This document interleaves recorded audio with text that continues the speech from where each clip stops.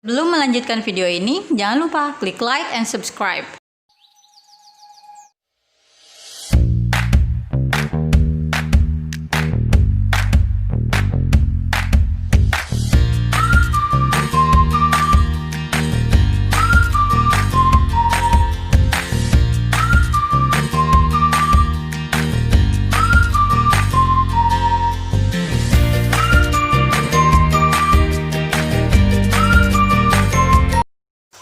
Assalamualaikum warahmatullahi wabarakatuh.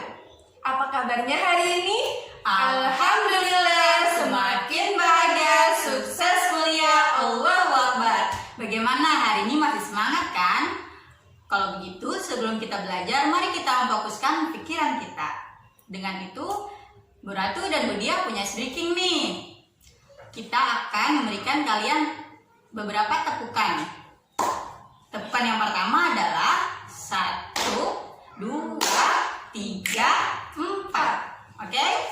Dan yang kedua adalah 1, 2, 3, 4. Nah, kita ulangi dari awal ya. 1, 2, 3. 1, 2, 3, 4. 1, 2, 3, 4. Bagaimana? Sudah hafal? Kalau gitu, kalian pasti tahu lagu Pada Hari Minggu Ku Turut Ayah ke Kota. Kita akan sinkronkan tepukan yang tadi kita pelajari dengan lagu Pada Hari Minggu. Siap? Tapi kita akan mulai dengan perlahan dan lanjut ke cepat. Kita mulai, oke? Siap ya? Siap. 1, 2, 3. Pada hari Minggu ku turut ayah ke kota, naik delman istimewa, ku duduk di muka, ku duduk samping Pak Kusir yang sedang bekerja, mengendarai kuda supaya baik jalannya. Tutik tatik tutik tatik tutik tatik tut, tutik tatik tutik tak suara sepatu kuda. Nah, kalau sudah bisa, bagaimana kalau kita mempercepat beat lagunya? Are you ready? Ready? Go! 1, 2, 3. Pada hari Minggu ku turut ayah ke kota, naik delman istimewa, ku duduk di muka, ku duduk samping Pak Kusir yang sedang bekerja, mengendarai kuda supaya baik jalan. Tutik tatik tutik tatik tutik tatik tutik tatik tutik tak suara sepatu kuda. Yeay! Bagaimana? Sudah fokus kan sekarang? Kalau sudah fokus, mari kita mulai belajarnya. Sebelum belajar, mari kita membaca basmalah. Bismillahirrahmanirrahim. Hari ini kita akan belajar apa, Bu Dia? Hari ini kita akan belajar tentang adaptasi tumbuhan dengan lingkungannya. Oke, kalau gitu kita langsung saja. Jangan lupa bersenang-senang, karena belajar itu menyenangkan. Setiap makhluk hidup memiliki cara dan ciri khusus agar dapat bertahan hidup.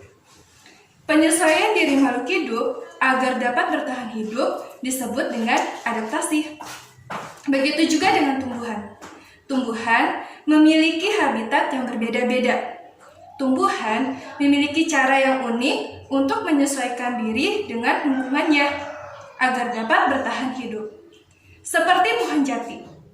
Pohon jati menyesuaikan diri dengan cara menggugurkan daunnya saat musim kemarau.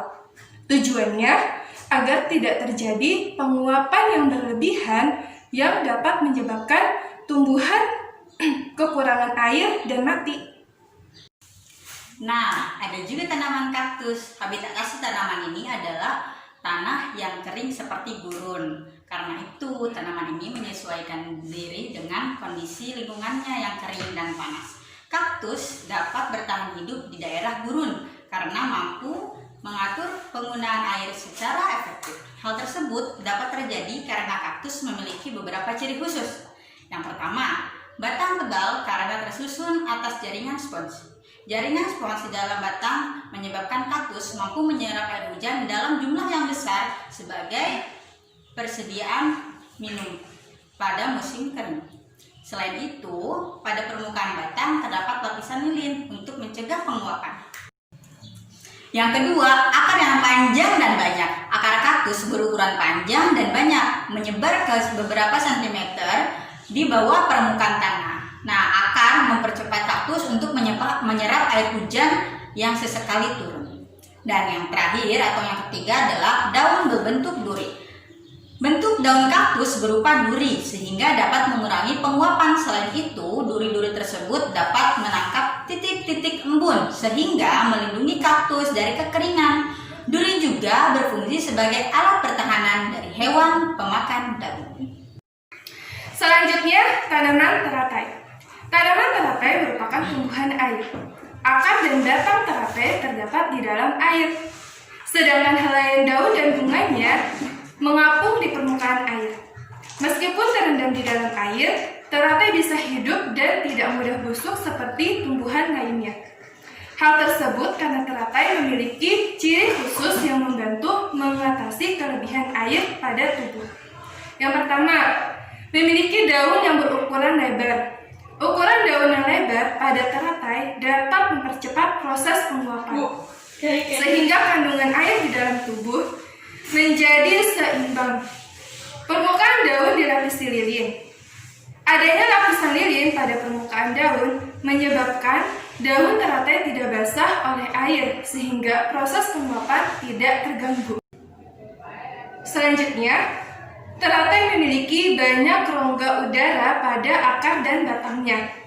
Rongga-rongga udara pada akar dan batang teratai berfungsi sebagai alat pelampung bagi teratai sehingga daun tetap berada di permukaan air dan tetap terjadi fotosintesis. Selain itu juga mempermudah pertukaran udara di dalam tubuh. Nah, selanjutnya adalah pohon bakau. Bakau merupakan tumbuhan yang hidup di daerah rawa yang tanahnya tergenang air dan miskin akan oksigen. Meskipun demikian, bakau dapat tumbuh dan berkembang biak. Beberapa jenis bakau memperoleh oksigen dengan menggunakan akar tambahan yang disebut akar napas. Pada dasarnya, akar napas berasal dari akar utama. Akar napas tersebut tumbuh ke atas tanah dan muncul ke permukaan air. Akar napas memiliki jaringan spons sehingga mempermudah penyerapan oksigen. Berikut ini contoh adaptasi tumbuhan terhadap lingkungan tempat hidupnya. Yang pertama adalah xerofit. Xerofit adalah tumbuhan yang hidup di tempat kering dan panas. Ciri-cirinya, pertama, lapisan permukaan tubuh dilapisi oleh lapisan lilin yang berfungsi untuk mengurangi penguapan air. Yang kedua, akarnya sangat panjang yang berfungsi untuk mencari air sampai ke tempat yang jauh. Yang ketiga, batangnya tebal berfungsi menyimpan cadangan air yang banyak. Contohnya, tanaman kaktus, pohon kurma, dan lidah buaya. Yang kedua, ada hidrofit. Hidrofit adalah tumbuhan yang hidup di tempat basah atau berair. Ciri-cirinya, terapung di atas air, memiliki daun yang lebar, mempunyai tangkai yang menggembung berisi udara sehingga mengapung. Contohnya, teratai, eceng gondok, kiambang, dan kangkung. Yang ketiga adalah higrofit.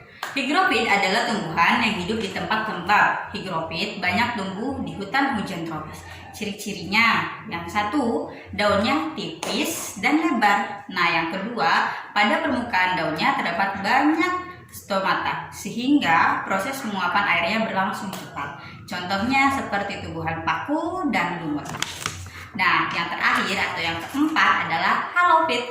Halofit adalah tumbuhan yang dapat hidup di tempat yang asin atau tergenang air laut. Halofit tumbuh di pesisir pantai. Ciri-cirinya, yang pertama, pada akar terdapat filter untuk menyaring masuknya garam yang berlebihan. Nah, yang kedua, kelebihan garam akan dikeluarkan dari daun. Contohnya seperti tumbuhan bakau. Jadi kesimpulannya, tumbuhan memiliki habitatnya masing-masing. Dan mereka memiliki keunikannya masing-masing untuk beradaptasi dengan lingkungannya. Macam-macam adaptasi tumbuhan terhadap lingkungan tempat hidupnya. Yang pertama ada xerofit. Xerofit itu tumbuhan yang hidup di tempat kering dan panas. Contohnya, pohon kurma, lidah buaya, dan kaktus. Yang kedua itu ada hidrofit. Hidrofit itu tumbuhan yang hidup di tempat basah atau berair. Contohnya, ada teratai, kangkung, eceng gondok. Nah, yang ketiga ada higrofit. Higrofit itu adalah tumbuhan yang hidup di tempat atau lingkungan yang lembab. Contohnya seperti tanaman paku dan tanaman lumut. Dan yang terakhir atau yang keempat adalah halofit. Halofit adalah tumbuhan yang biasanya hidup atau yang mampu hidup di tempat yang airnya asin atau tergenang dengan air laut. Nah, contohnya ada satu yaitu adalah tanaman bakau. Nah, sampai di sini materi kita hari ini. Bagaimana? Sudah paham kan? Walaupun di masa pandemi ini, jangan bermalas-malasan ya, dan tetap semangat belajar. Dan jangan lupa bersenang-senang, karena belajar itu menyenangkan. Dan tutup pelajaran kita hari ini dengan membaca ayat hamdalah.